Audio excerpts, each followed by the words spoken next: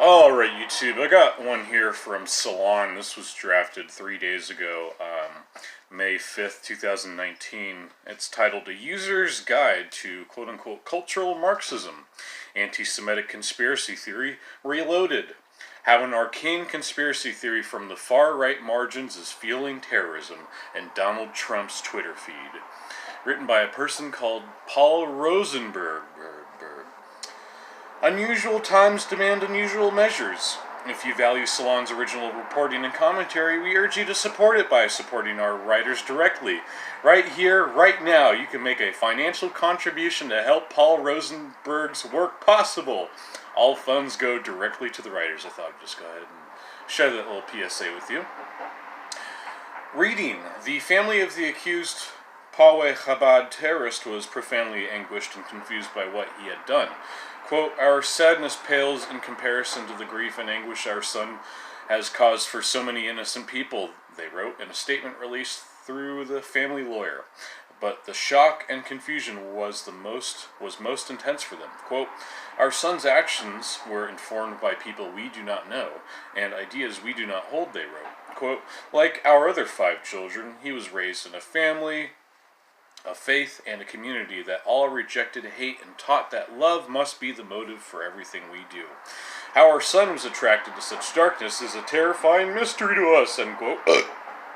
It's a terrifying mystery for America as well. But it shouldn't be, as David Nywart wrote at Daily Kos under the title, The Age of Chain Terrorism, or The New Age of Chain Terrorism.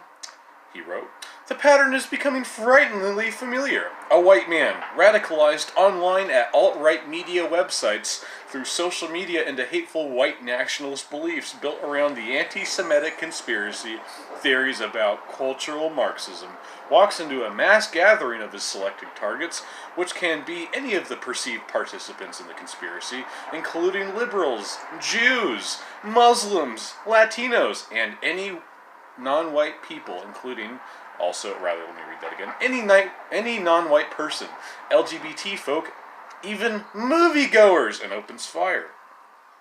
It wasn't generic anti-Semitism that motivated the shooter, as a wave of right-wing blame-shifting would have it. Even at the vigil for the victim, the Daily Beast reported that one participant, quote, seemed to believe that anti-Semitism does not come from the right wing but from the left, claiming, quote, fascism and socialism are the same sides of a different coin. And it has a little link here. It says you can contribute $1.99 to support Paul Rosenberg's work. Generic statements like that ignore hard historical facts. As Newart writes, a specific anti-Semitic narrative about cultural Marxism, meaning Marxism translated from economic into cultural terms, by a cabal of Jewish intellectual emigres from Nazi Germany known as the Frankfurt School, is motivating these massacres whose victims have included Muslims in New Zealand as well as Jews in America. The narrative, or rather this is a narrative Donald Trump has long echoed, especially with his attacks on political correctness, quote-unquote political correctness. For potential terrorists, it's also embedded in a very specific dynamically evolving matrix of right-wing political activity and institutions that marks out a wide range of other targets for retribution, up to and including mass murder. Anyone who's traditionally of lower status, women, minorities, non-Christians, immigrants, LGBTQ individuals, etc., is a potential target since, in this worldview, they are unnaturally being elevated to equal status, thus threatening the natural God-given order of things as part of cultural Marxist nefarious plot. Quote, I revisit this every few months when a new act of foreign or domestic terrorism happens and the perpetrators' cities cultural Marxism as a reason. Well, let me read that again. And the perpetrator cites, cultural Marxism as the reason. Researcher Bruce Wilson tweeted, linking to a 2016 piece in which he cited multiple examples. Quote, cultural Marxism is now the grand unifying narrative for the hard fascist and neo-Nazi right. It does the same work as did the protocols of the Elders of Zion forgery did a century ago to inspire Hitler and his Nazis, he continued. Anders Breivik, who killed 77 people in Norway in 2011, used the terms cultural Marxism or cultural Marxist more than 600 times in his 1,500 plus page manifesto. The Poe shooter only mentioned it briefly, but its themes echo throughout his far more modest 6-page document.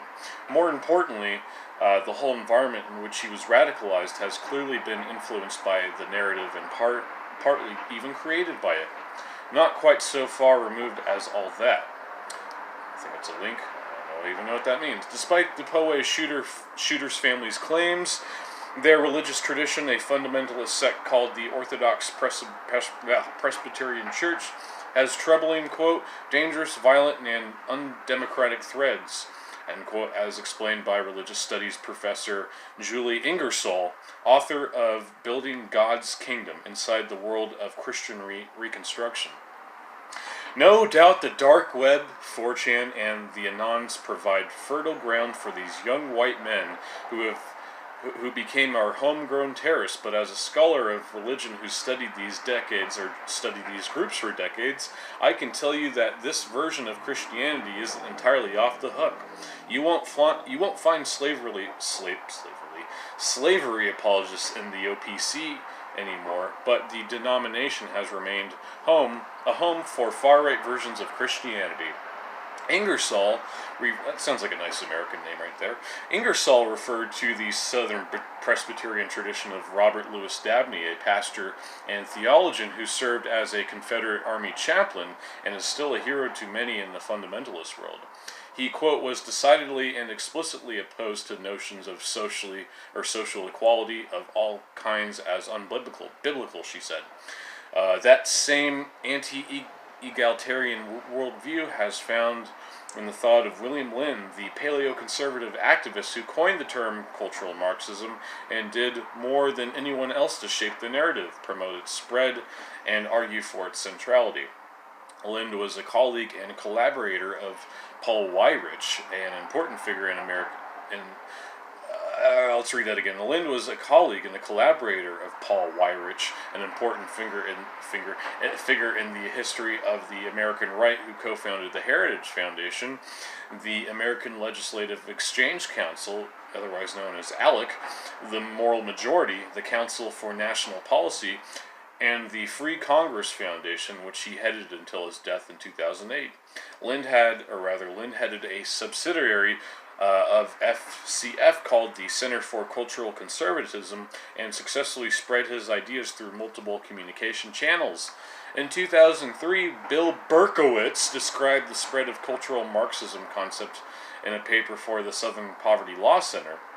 It came from books like Pat Buchanan's The Death of the West, white supremacist groups like the Council of Conservative Citizens, intellectual hucksters like David Horowitz, at one time a Salon columnist, and Weyrich's own considerable influence, most notably a, quote, widely circulated letter to the conservative movement in 1999 in which he lamented the widespread popularity of the ideology of political correctness and the cultural disintegration that is gripping society, end quote.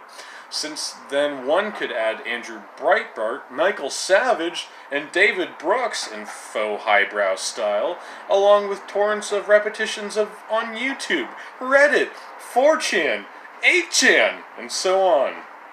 In today's right-wing universe, it would have been hard for the Poe shooter not to be exposed to this notion.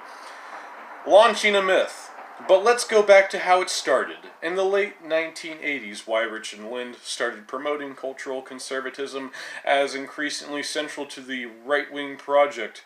Then, in 1989, Lind co-authored the first of two significant papers in the Marine Corps Gazette on quote-unquote fourth-generation welfare, as described and analyzed here by former intelligence analyst James Scaminacci.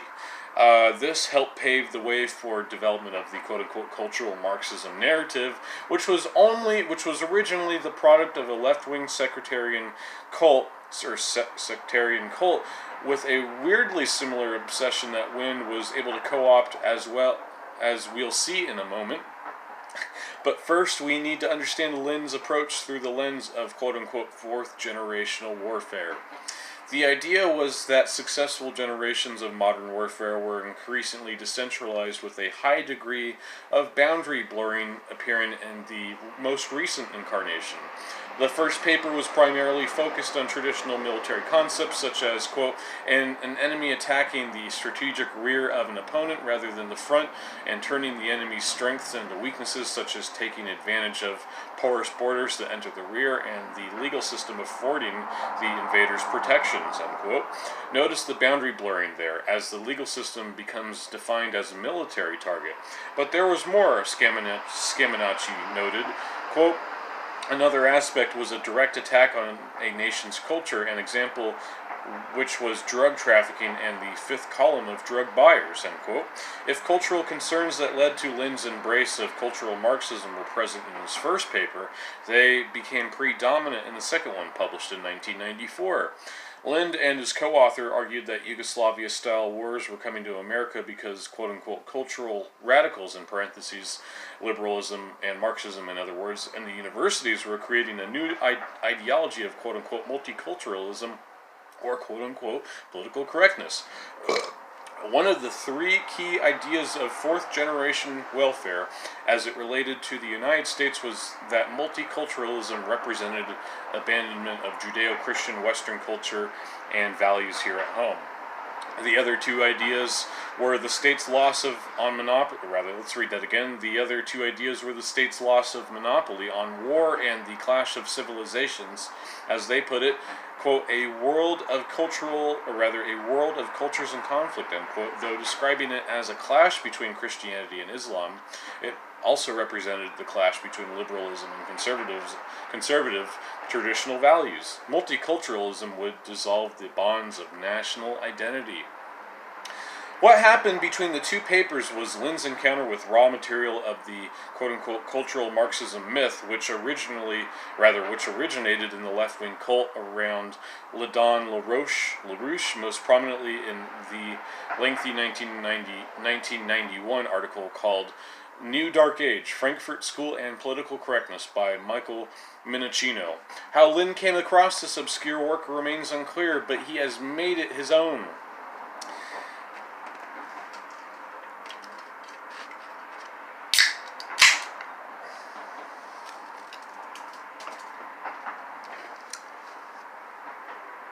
Apparently, the Frankfurt School had played an important role in the LaRouche organization's paranoid fantasies, as a recent article by Andrew Wood describes.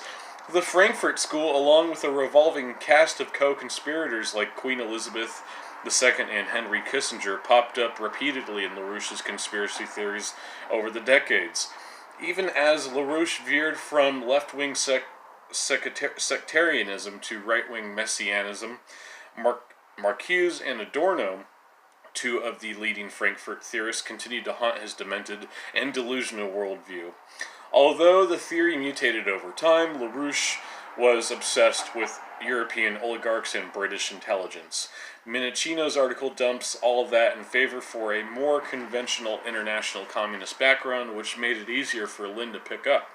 But cultural Marxism was not yet a narrative ready for battle, which was Lind's great accomplishment, as well as Scaminacci and Wilson told me.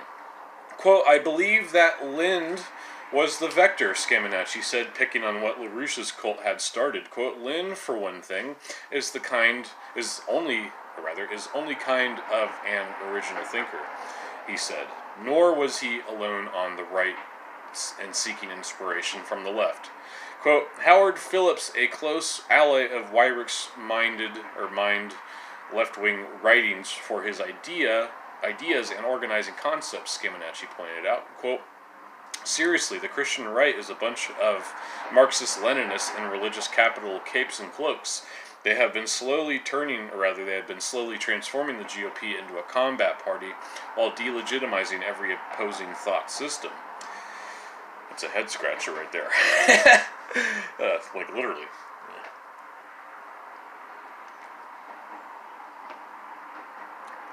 Yeah.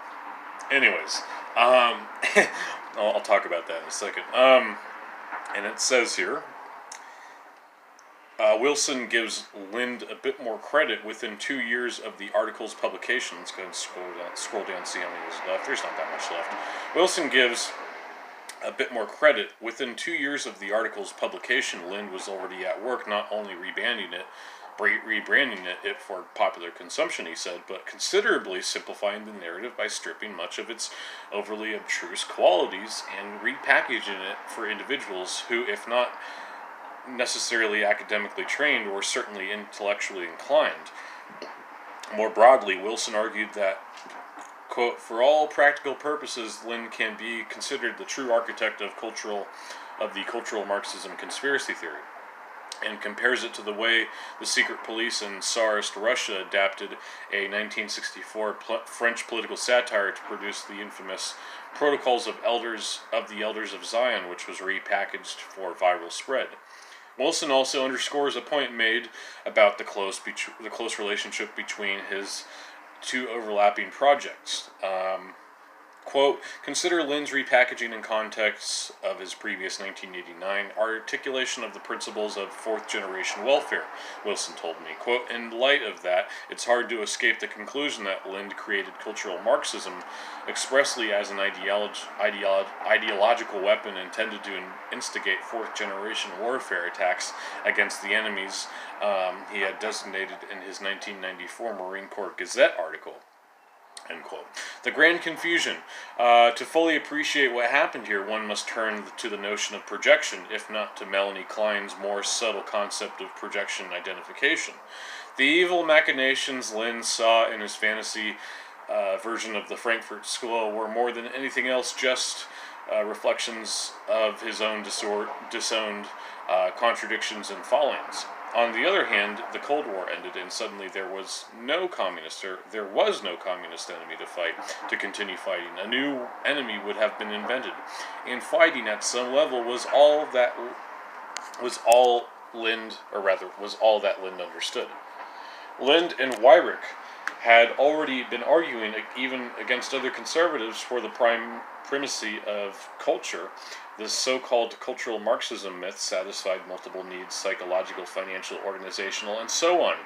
All of that had to be done was to project their motivations, their deviousness, closed-mindedness, and lust for domination onto the Frankfurt School, rendering this coterie of renegade Jewish intellectuals as the authors of a sinister world-encompassing con game. The second aspect of this projection is where it all leads. Lind is quite clear about this. Cultural Marxism aims to destroy society, to pit every different group against each other, and thus bring down the whole noble edifice of America, and beyond it, the Christian West.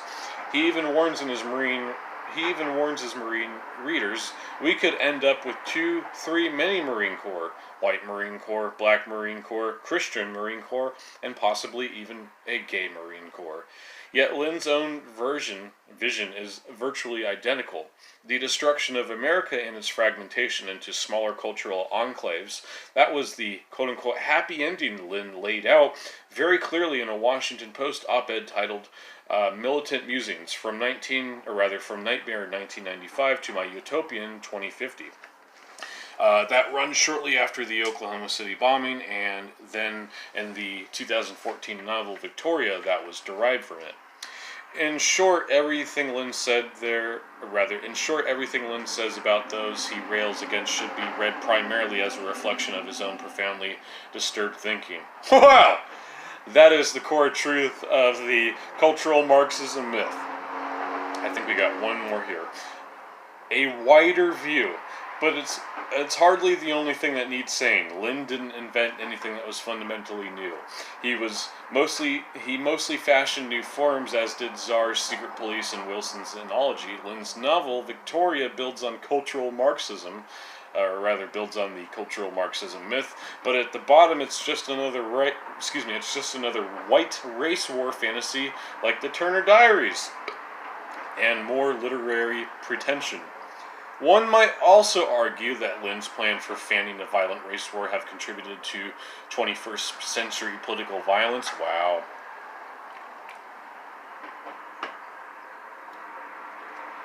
But there's no reason to believe they made much difference compared to the underlying driving forces that have brought repeated waves of political instability, violence, state breakdown, and civil war to different societies over the last 2 millennia and more, as described in the work of Peter Turchin, such as Secular Cycles and Ages of Discord.